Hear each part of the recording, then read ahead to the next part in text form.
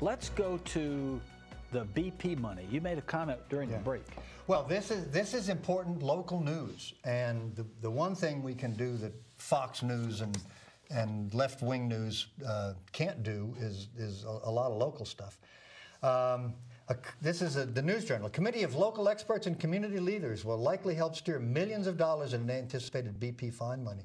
They're talking about Escambia's share of the BP fine money, which could total more than $100 million. This is from the News Journal, is considered a once-in-a-lifetime opportunity for the county. Here's a quote from Commission Chairman Wilson Robertson: "We're wise to start early." Let me ask you a question.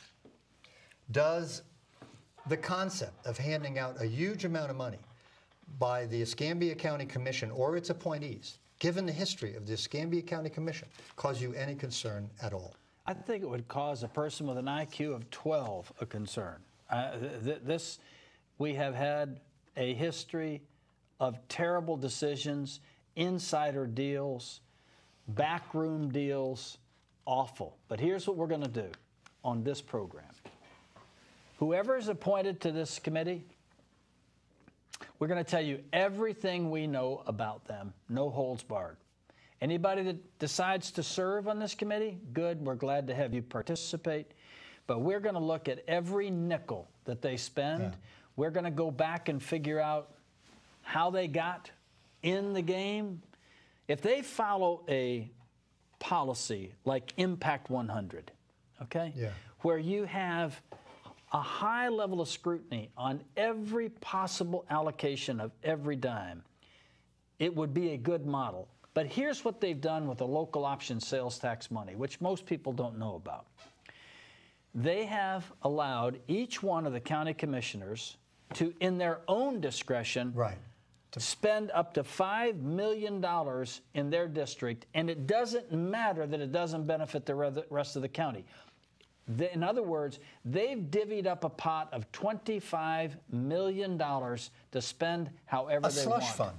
It is a slush fund. In fact, and it should never, ever have been approved. Way back, somebody complained that the Roger Scott Tennis Center, which is in competition with private businesses, spent, and I forget the number, but it was at least $1 million on soft courts for the Roger Scott Tennis Center. And I had a very vocal and articulate person who was criticizing that for a lot of reasons, and we had Grover Robertson on here, Grover Robinson, who's the county commissioner in that district, say, well, listen, this was the money I had to spend. You know, I had this money to spend, so I had to spend it on something. Which really wasn't. Grover is a good guy, but that is not what we wanted to hear. He is a wonderful county commissioner. We're not. I mean, in terms of a public service, he comes from a long history with his family and him personally. You know, but it is wrong that we. Here's this money, spend it on something, or somebody else will spend it. Well, that's no way to deal with taxpayer money. Well, the county commission borrowed $17 million from the local option sales tax fund, and as far as I know, they have never replaced that money. They borrowed it for Ivan. That's when we had a different county administrator.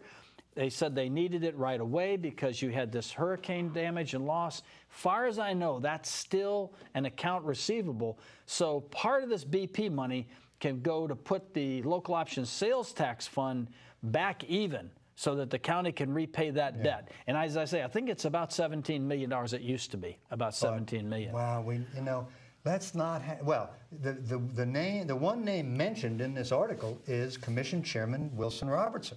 And what we know about him is he's not shy about passing out taxpayer money to his friends. That was that whole Gibbs scandal, which he says is perfectly okay, and most people think was a scandal, and I do.